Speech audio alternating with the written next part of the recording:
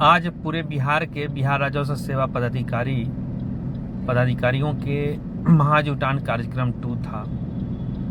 बिहार राजस्व सेवा संयुक्त महासंघ के बैनर तले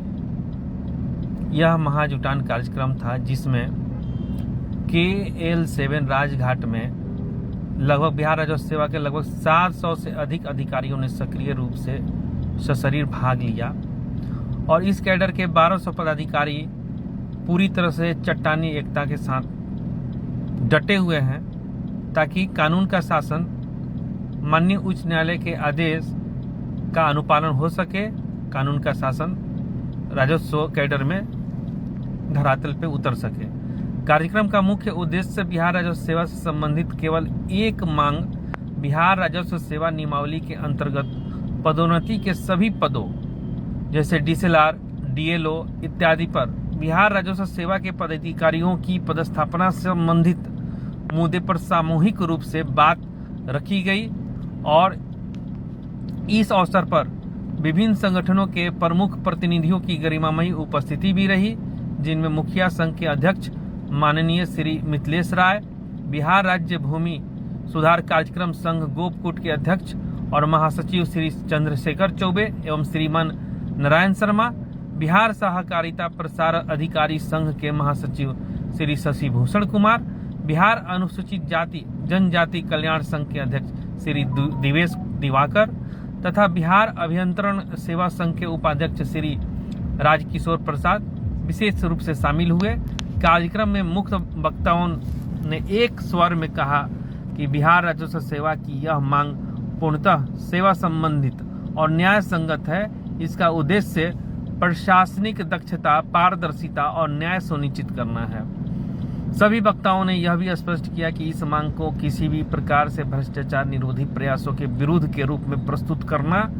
किसी भी तौर पे न्यायोचित नहीं है। इसके विपरीत बिहार राजस्व सेवा के सभी पदाधिकारी राज्य को भ्रष्टाचार मुक्त बनाने और सशक्त राजस्व प्रशासन जनता को देने के लिए पूर्णतः प्रतिबद्ध है। कार्यक्रम के दौरान माननीय उच्च न्यायालय के निर्देशों और न्यायिक मंतव्यों का भी उल्लेख किया गया, जिसमें संबंधित पद पर राजस्व अधिकारियों की पदस्थापना को उचित ठहराया गया है। न्याय आदेश माननीय उच्च न्यायालय ने 59/2/2024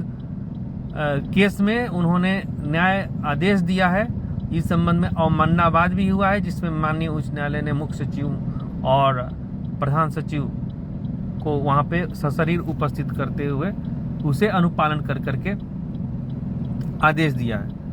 इस संदर्भ में वक्ताओं ने प्रश्न उठाया कि स्पष्ट न्यायिक आदेश के बावजूद इस पद को अन्य सेवा में समाहित करने के प्रयास के पीछे आखिर औचित्य क्या है।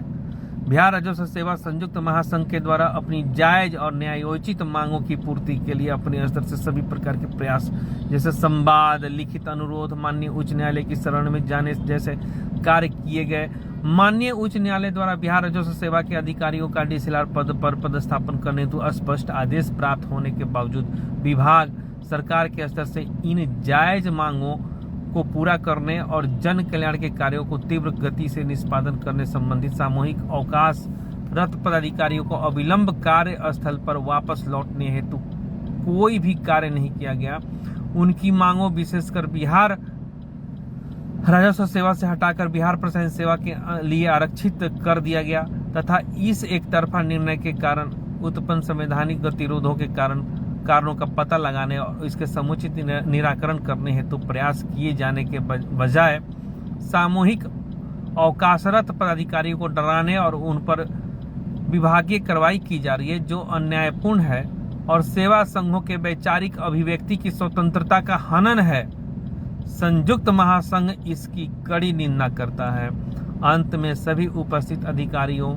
और प्रतिनिधियों ने एक स्वर में संकल्प लिया कि वे अपनी मांगों को शांतिपूर्ण, वैधानिक और लोकतांत्रिक तरीके से आगे बढ़ाते रहेंगे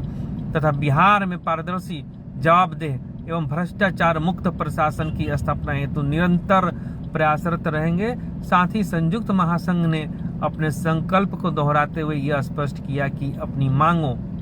जैसे मंत्रिपरिषद के निर्णय संख्या 23 और 30 को वापस लेते हुए DCLR के पद को बिहार राजस्व सेवा में मूल रूप में शामिल किए जाने, एवं पदाधिकारियों के पदस्थापन किए जाने को पूर्ण रूप में मान लिया जाने तक सभी अधिकारी सामूहिक अवकाश में बने रहेंगे। इसी में माननीय उच्च न्यायालय के आदेश का भी मान रहेगा। कानून का शासन राजस्व सेवा में भी